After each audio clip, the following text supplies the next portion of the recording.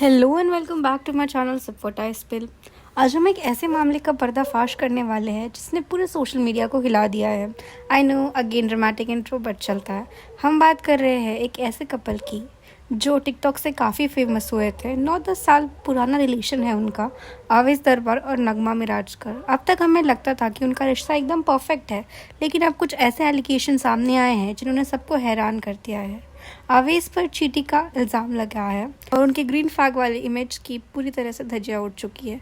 आज हम इस पूरी कहानी का असली सच जानेंगे, तो चलिए बिना किसी देर के शुरू करते हैं।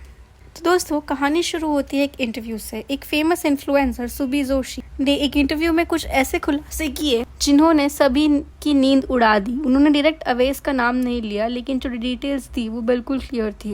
उन्होंने कहा कि कंटेंट क्रिएटर जो अभी एक शो में जाकर खुद को ग्रीन फ्लैग बोल रहा है, दूसरी लड़कियों को डीएम्स करता है, उनसे फ्लर्ट करता है। सुबी ने बताया कि अवेश और वो पिछले 3 साल से टच में थे। जब सुबी ने अवेश से उनकी और नगमा के पोस्ट्स के बारे में पूछा तो अवेश ने कहा कि उनका रिश्ता सिर्फ कंटेंट और सोशल मीडिया बेनिफिट्स के लिए है। सोचो, जिसके साथ सालों से आप हो उसी को आप पब्लिकली कंटेंट बोल रहे हो और उनका इस्तेमाल कर रहे हो। ये सच में शॉकिंग है। नगमा अवेश के लिए काफ़ी डेस्परेट दिखी है। वो हमेशा उन्हें प्रोटेक्ट करते हुए आई है। लेकिन सुबी की कहानी यहाँ ख़त्म नहीं हुई। उन्होंने बताया कि जब उनका ब्रेकअप हुआ था तब अवेश ने उन्हें इमोशनल सपोर्ट दिया था। वो दोनों घंटों वीडियो कॉल पर बातें करते थे और साथ में ट्रैवल भी करते थे, लेकिन उनके बीच कोई ऑफिशियल कमिटमेंट नहीं था। और फिर अचानक से अवेश ने उन्हें इग्नोर करना शुरू कर दिया। लेकिन इससे भी बड़ा ट्विस्ट तब आया जब सुबी को पता चला कि अवेश उसकी क्लोज फ्रेंड को भी मैसेज कर रहे हैं और उनसे मिलने की कोशिश कर रहे हैं। ये सुनकर सुबी हैरान रह गई और कह रही थी कि एक तरफ आवेश उन्हें इमोशनल सपोर्ट दे रहे थे और दूसरी तरफ उन्हीं की फ्रेंड को पटाने की कोशिश कर रहे थे। क्या सच में ये ग्रीन फ्लैग की निशानी है? इसके जवाब में आवेश ने शो पर कहा कि उन्हें कमिटमेंट फोबिया है। उन्होंने कहा कि उन्हें पास्ट ट्रॉमा है जहाँ उनकी एक्स ने उन्हें चीट किया था और उन्होंने अपने पेरेंट्स का झगड़ा देखा है बचपन में। इसके वजह से वो किसी को भी कमिटमेंट देने से डरते हैं। लेकिन क्या ये जस्टिफिकेशन सही है? अगर आपको हर्ट होने से डर लगता है तो आप दूसरों को क्यों हर्ट करते हो? आप क्यों उन्हें झूठे रिश्ते में उलझाते हो? अवेश का ये बयान बिल्कुल भी जस्टिफाई नहीं करता उनके एक्शंस को। दूसरी लड़कियों के इमोशंस के साथ खेल रहे थे वो इतने टाइम तक।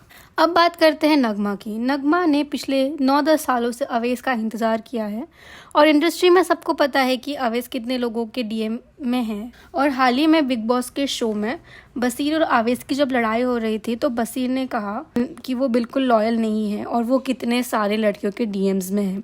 और अमाल ने भी इस बात को सही बताया। जैद ने बिग बॉस के घर के अंदर चल रही फाइट को लेकर एक स्टोरी पोस्ट की जिसमें उन्होंने लिखा, fights are a part of Bigg Boss game, you got to raise your voice and prove your point, but sadly dragging outside topics into the house, poor mindset.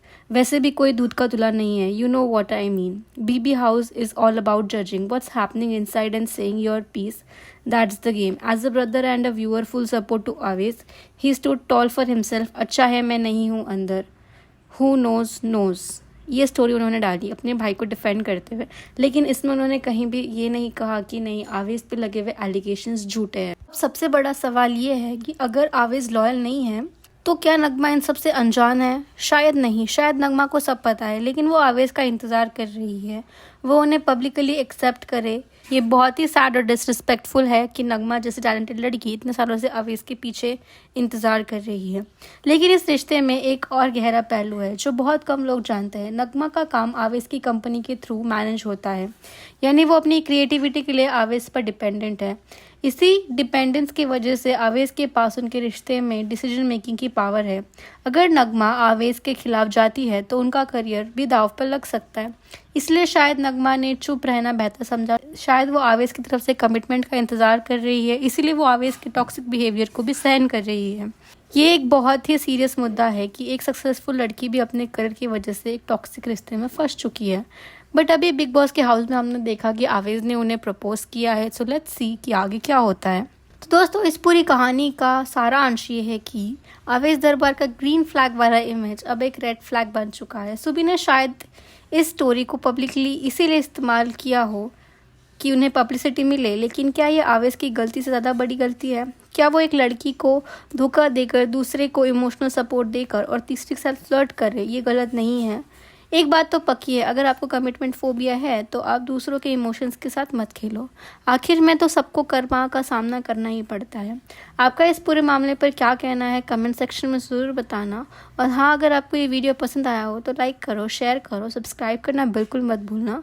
तब तक के लिए कीप सिपिंग, कीप स्माइलिंग, क्योंकि drama कभी ख़त्म नहीं होता। And I will see you in a brand new video very very soon. Till then bye.